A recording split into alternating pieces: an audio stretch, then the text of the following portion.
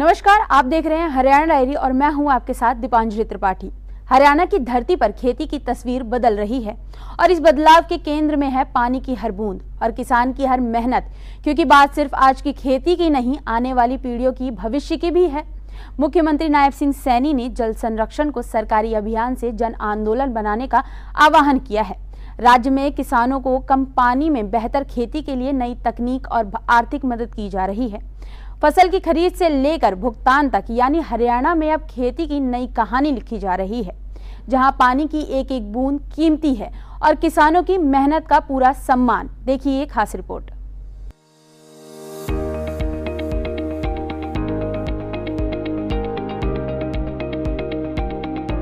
हरियाणा में पानी बचाने की मुहिम को अब गांव-गांव तक पहुंचाने पर जोर है। मुख्यमंत्री नायब सैनी ने साफ कहा है कि जल संरक्षण सिर्फ सरकारी योजना नहीं, बल्कि हर व्यक्ति की जिम्मेदारी बननी चाहिए।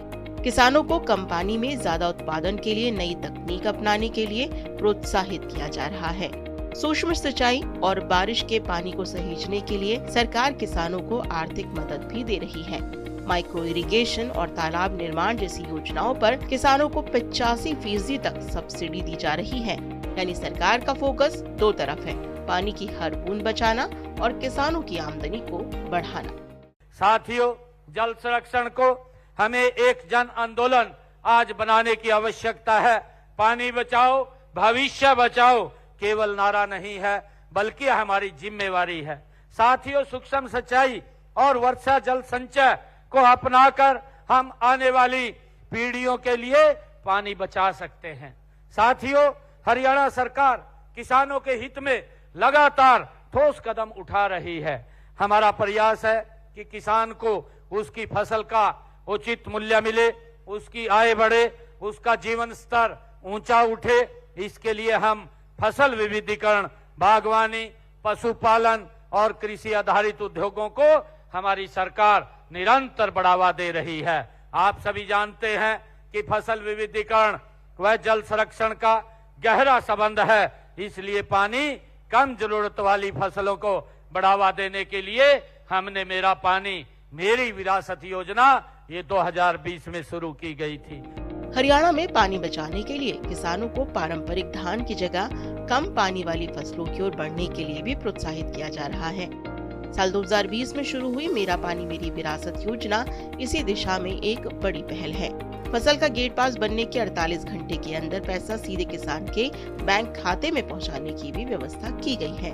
यानी खेती में पानी की बचत के साथ किसान की आर्थिक सुरक्षा पर भी सरकार का पूरा जोर है।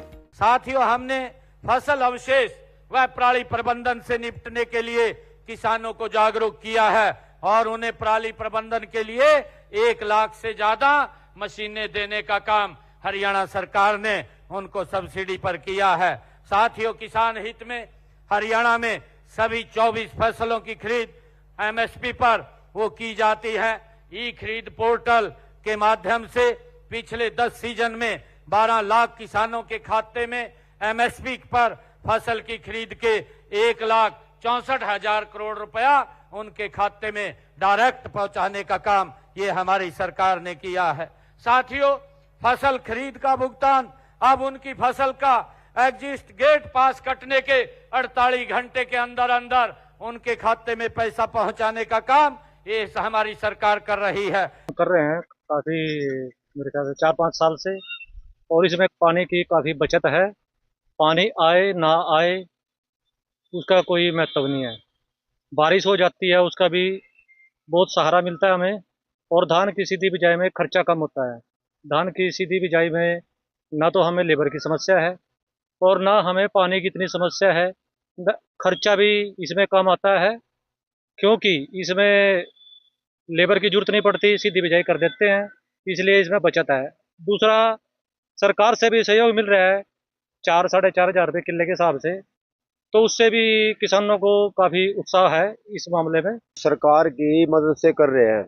एग्रीकल्चर वालों ने मर्ज को कहा है भाई ये पानी की बचत के लिए, तो आने वाला टाइम अगली पीढ़ी के लिए बहुत खतरे का है। पानी नहीं मिलने का, और हम इसलिए ये पहले 4-5 साल से सीधी बिजाई कर रहे हैं कि पानी की बचत तो हो सके। किसानों की आय बढ़ाने के साथ उनकी फसल को सही दाम दिलाने पर भी सरकार पूरी तरह काम कर रही है। सीएम के मुताबिक हरियाणा देश का पहला राज्य है जहां 24 फसलों की खरीद एमएसपी पर हो रही है।